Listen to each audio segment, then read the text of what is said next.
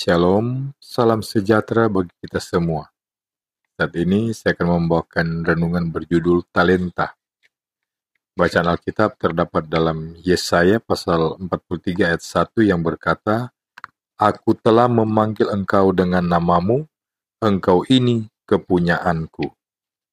Saudara-saudara, ada perumpamaan yang diceritakan Tuhan Yesus dalam Matius pasal 25 ayat 14-30. Perumpamaan bukan cerita yang sungguh-sungguh terjadi. Jadi jangan kita cari data dan fakta di dalamnya. Carilah maknanya dan terapkan dalam kehidupan sehari-hari. Perumpamaan itu menceritakan seorang tuan yang hendak bepergian ke luar negeri. Ia memanggil hamba-hambanya. Kepada yang satu ia memberikan 5 talenta, kepada yang lain ia memberikan 2 talenta, kepada yang lainnya lagi ia memberikan 1 talenta, sesuai kesanggupan tiap-tiap hamba. Lalu hamba-hamba itu pergi membawa talentanya masing-masing. Hamba yang mendapat 5 talenta mengelola talentanya dengan baik sehingga menghasilkan untung 5 talenta. Begitu juga hamba yang mendapat 2 talenta. Ia mendapat untung 2 talenta. Akan tetapi, hamba yang mendapat 1 talenta malah menguburkan talentanya itu di dalam tanah. Hasilnya, ia tidak mendatangkan untung. Jadi singkat cerita, sang tuan pulang dari bepergiannya, satu persatu hambanya datang memberi laporan. Hamba yang mendapat 5 talenta melaporkan bahwa ia mendapat untung 5 talenta. Begitu juga, hamba yang mendapat 2 talenta telah mendapat untung 2 talenta. Sang tuan senang dan sangat menghargai mereka. Dia berkata, Baik sekali perbuatanmu itu, hai hambaku yang baik dan setia. Engkau sudah setia memikul tanggung jawab dalam perkara kecil. Aku akan memberikan kepadamu tanggung jawab dalam perkara yang besar. Masuklah dan turutlah dalam kebahagiaan Tuanmu, katanya. Giliran hamba yang mendapat 1 talenta berkata, Aku sudah menyembunyikan talenta kepunyaan Tuan.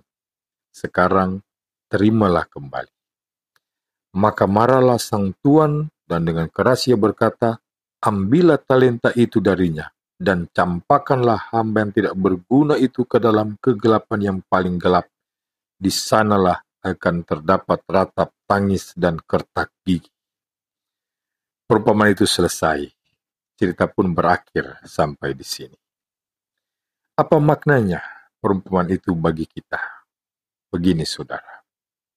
Para hamba datang dalam perumpamaan itu menggambarkan kita, dan sang Tuan adalah Tuhan sendiri. Kepada kita semua, tanpa terkecuali, Tuhan telah memberikan talenta. Bisa berupa bakat atau kemampuan tertentu, bisa juga berupa kesempatan untuk melakukan sesuatu yang baik dan berguna.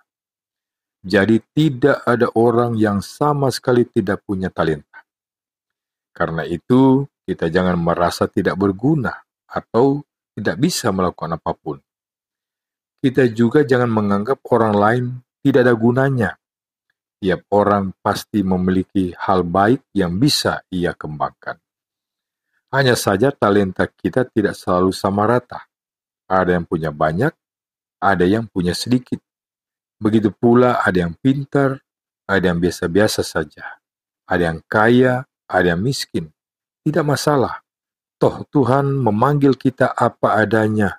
Yesaya 43:1 berkata, Aku telah memanggil engkau dengan namamu, engkau ini kepunyaanku. Maka kalau talenta kita tidak sebesar talenta orang lain, tidak perlu kecil hati atau rendah diri. Tuhan tidak menuntut lebih dari yang kita mampu. Sebaliknya, kalau talenta kita besar, jangan tinggi hati atau lupa diri. Ingat, kepada yang mendapat banyak, Tuhan pun menuntut banyak. Yang penting bukan berapa banyak talenta yang kita miliki, melainkan bagaimana kita mempergunakan talenta itu. Bukan seberapa besar kemampuan yang kita punya, melainkan bagaimana kita mengelolanya.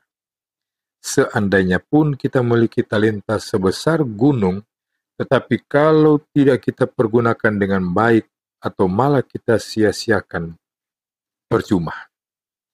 Sebaliknya, mungkin talenta kita tidak seberapa, tapi kita mempergunakannya dengan baik, pasti akan jauh lebih berguna. Hal itu ibarat orang yang mempunyai satu resep masakan, tetapi ia betul-betul mempelajari dan dapat mengembangkannya, dibandingkan dengan orang yang punya banyak sekali resep masakan, tetapi ia hanya menyimpan di dalam lemari. Sang tuan dalam perumpamaan tadi marah kepada hamba yang terakhir, bukan karena ia hanya mendapat satu talenta, tetapi karena ia telah menyia-nyiakan dan menguburkan talentanya.